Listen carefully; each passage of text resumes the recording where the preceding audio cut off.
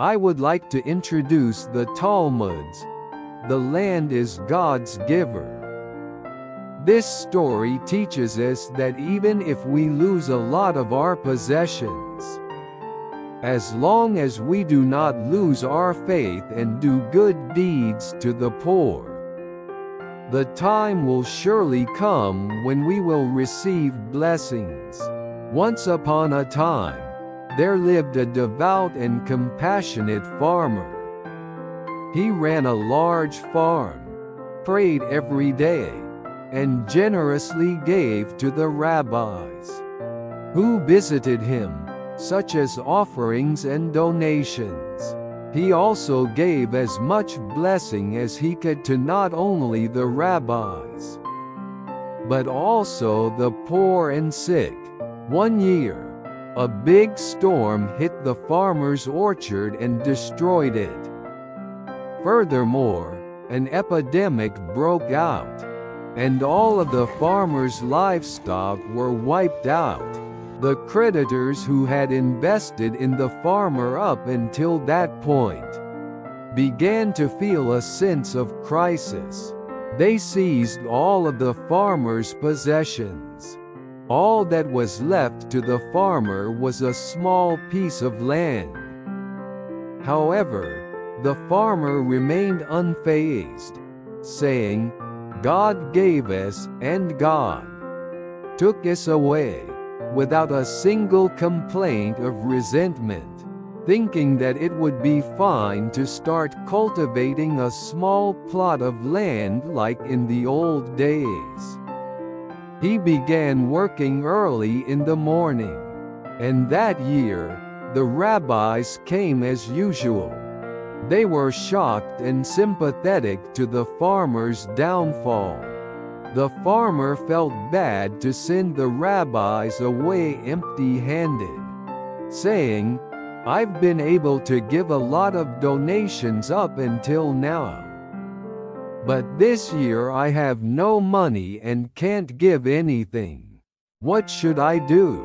So he sold half of his last remaining small plot of land to make money and donated it. The rabbis were surprised by the unexpected money and moved by the farmer's deep faith.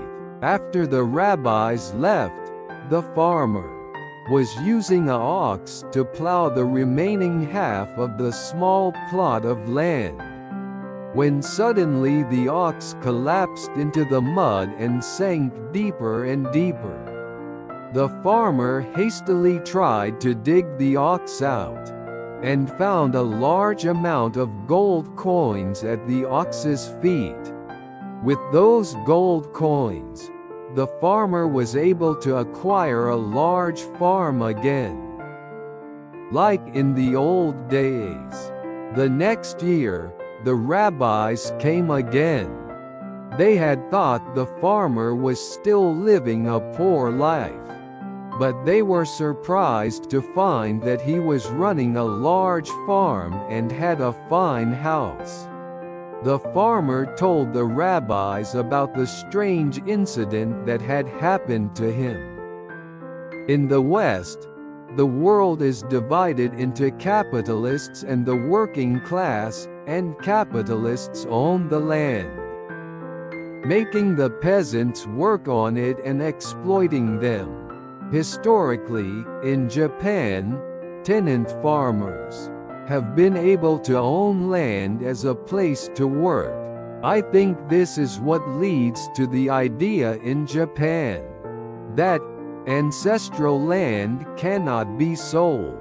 If this has developed into an awareness of land not only for farmland, but also for ordinary houses, isn't it strange that people are attached to their own land and don't want to let it go until they die? It is also said that Japanese people have a strong sense of self-responsibility, that they should solve their own problems with their own efforts and self-responsibility as much as possible. And the more they do this, the less they are willing to donate. In a sense, this makes sense, but in these days of increasing globalization, should Japanese people also change their perception? What is your answer?